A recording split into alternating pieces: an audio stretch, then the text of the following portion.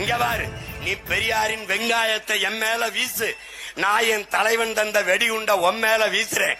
என்ன நடக்கும்னு பாரு. ஏன் வச்சிருக்கேன்னு வீசல, வீசனா என்ன ஆவாயின்னு பாத்துக்க.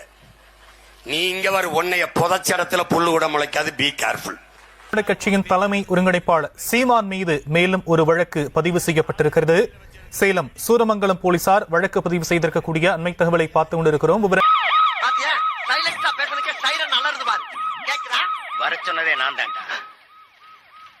வர சொன்னதே நீதானா? ஐயா, இத முதல்ல நீங்க சொல்லக்கூடாதா சாமி?